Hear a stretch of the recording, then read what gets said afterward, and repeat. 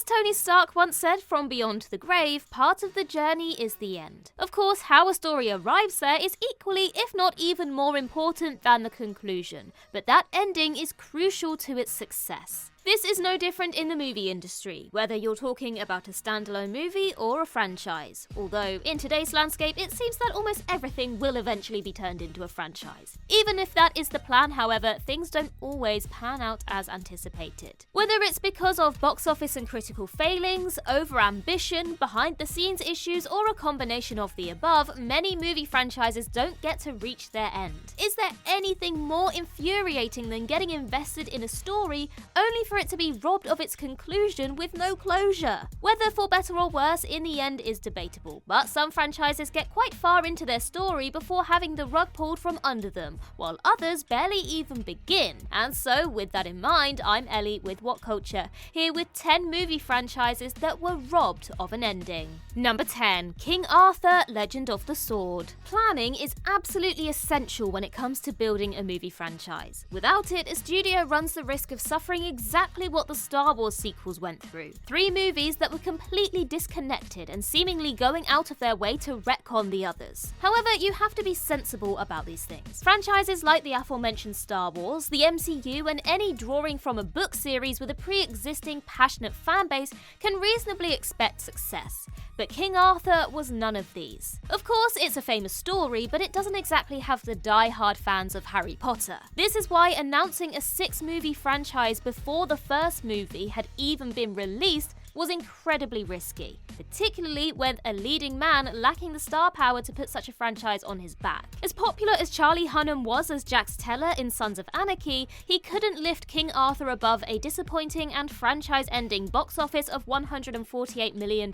worldwide. Unsurprisingly, any hope of sequels died with this bomb. Number 9. The Chronicles of Narnia. The previous entry referenced movie franchises adapting popular source material, and while this would certainly help the longevity of such franchises in theory, this isn't always the case.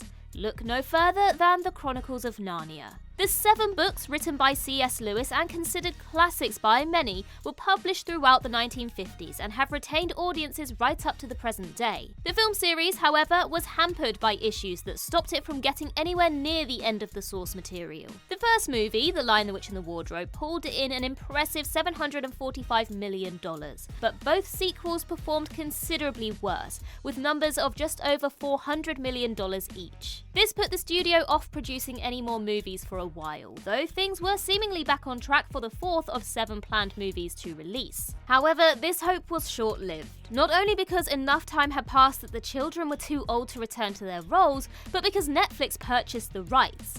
This effectively killed the franchise on the spot.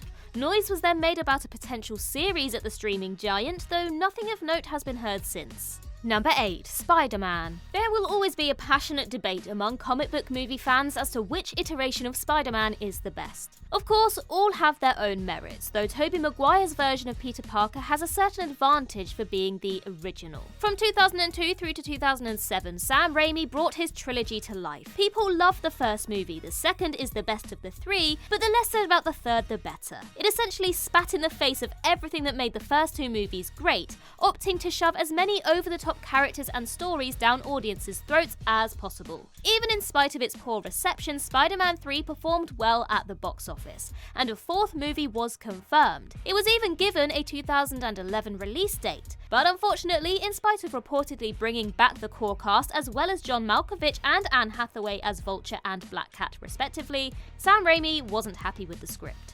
The acclaimed director ultimately left the project, ending Tobey Maguire's stint as Spider-Man and opening the door for another. Which leads us to number 7, The Amazing Spider-Man. What was Tobey Maguire's loss turned out to be Andrew Garfield's gain, as The Amazing Spider-Man saw the English actor suit up as a very different Peter Parker. Though Mark Webb's movies typically weren't as well received as Raimi's, there is still a lot of love for Andrew Garfield himself. Peter 3 was to many the MVP of Spider-Man No Way Home, bringing a great deal of depth and emotion to proceedings, but according to the Sony leak of 2014, which claimed he was let go for failing to show up to a press event in Brazil, he was the architect of his own downfall.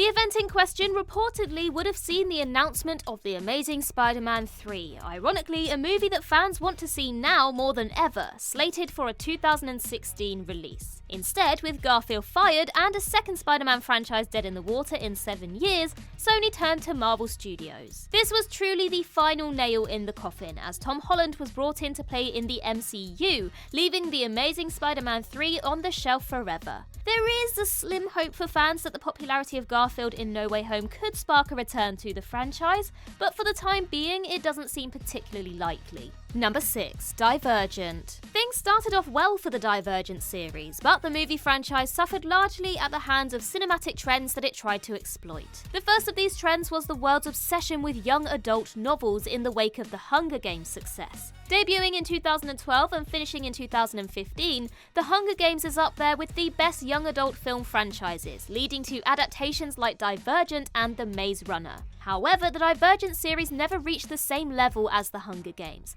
and by the time the third movie released in 2016, no one really cared anymore. The young adult trend had passed, as was made very clear by Allegiant's sub-$200 million global take. It was at this point that the studio decided to abandon ship, leaving regret over the decision to split the final movie in two. Allegiant Part 1 performed so poorly at the box office that the franchise was killed on the spot. Talk of a TV movie was put to bed pretty quickly, with none of the cast even remotely interested. Number 5. ERAGON. In the same way that Divergent was essentially born out of the mainstream audience's brief obsession with young adult novels, ERAGON was a product of the fantasy movie craze of the early 2000s. Just 3 years removed from Return of the King came a movie in the same vein, albeit far inferior. ERAGON, based on the incredibly popular children's book series, was cursed by the same trend that brought about its release. There was a massive call for fantasy movies of this ilk, but with the likes of The Lord of the Rings and Harry Potter to compete against, there was never really much hope for the franchise. Of course, it didn't help that the movie was as poor as it was. Even without being mired in an oversaturated genre, ERAGON gave critics and audiences little to hang on to. Even with a fairly decent cast, there was little to redeem it. Like the Chronicles of Narnia, the full Inheritance Cycle source material, which is the book series ERAGON is part of, was never destined to make it to the big screen. Only the first book was adapted, at which point the studio saw fit to pull the plug, and it's hard to argue with that decision. Number 4. HELLBOY. There are plenty of reasons for a movie not to be made, and many on this list have focused on the likes of poor showings at the box office or seeing an actor fired. HELLBOY 3, however, seemingly never got made simply because of Guillermo del Toro's ridiculous schedule. He and actor Ron Perlman created a Hellboy that earned itself a loyal army of fans. After The Golden Army released in 2008, such fans immediately looked to a third Hellboy movie, while the director didn't. Instead, Del Toro was hired to direct The Hobbit. Of course, this didn't work out, but upon leaving the project, it was Pacific Rim that the director went to, again putting off Hellboy 3. Incredibly, it wasn't until 2017 that the threequel was officially cancelled, and after the David Harbour reboot became one of the biggest cinematic bombs in recent memory, it's unlikely any movie studio will touch the Hellboy property anytime soon. Number 3. Multiple DCEU franchises. The DC Extended Universe has never been without its issues since its inception in 2013. Tonal shifts, no real direction, huge flops, and plenty of troubles off-screen meant the DCEU was something of a problem child. Recently, moves have been made to steady the ship and take what is now known as the DCU into a brighter future. Mega changes are coming, but some of the biggest have been the cancellation of franchises and confirmation that certain characters will no longer be appearing under the new banner. For example, Wonder Woman 3 has been scrapped, not too surprising after the reception of Wonder Woman 1984, as has what was arguably the franchise's most exciting prospect. Dwayne Johnson has a knack for boosting failing franchises, and he gave his everything to Black Adam. Fans loved it, in particular the long-awaited return of Henry Cavill in the movie's post-credits scene, and the thought of seeing the two go toe-to-toe down the line was amazing. However, it's since been confirmed that neither Henry Cavill's Man of Steel nor Black Adam have a place in the DCU's immediate future. Number 2. Fantastic Four. The Tim Story Fantastic Four movies from the mid-2000s were inoffensive yet uninspired, but by 2015 they would retroactively be made to look a hell of a lot better. The 2015 reboot, which boasted an impressive cast on paper, will always be in the conversation for the worst comic book movie of all time. Certainly that is suggested by its abysmal 9% Rotten Tomatoes score. Its audience score isn't much better at 18%, even though Fox had such high hopes before its release. The Fantastic Four movies certainly never lived up to the property's potential from the source material, and so building a universe around them seemed like a good opportunity, but not with a dull, joyless opener like Fantastic Four.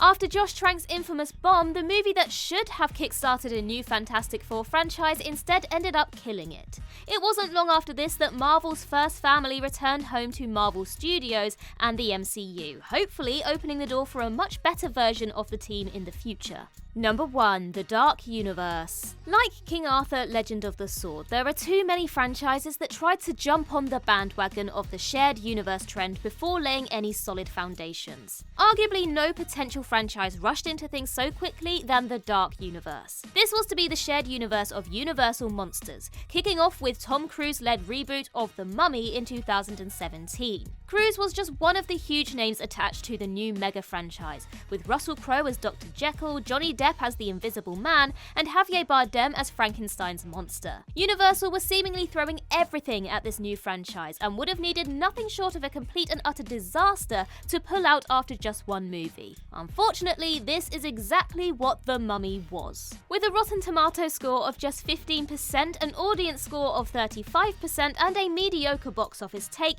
even the director labelled the movie as both brutal and the worst failure of his life. It would seem that the studio also agreed. And that concludes our list. If you think we missed any, then do let us know in the comments below, and while you're there, don't forget to like and subscribe and tap that notification bell. Also head over to Twitter and follow us there, and I can be found across various social medias just by searching Ellie Littlechild. I've been Ellie with What Culture. I hope you have a magical day, and I'll see you real soon.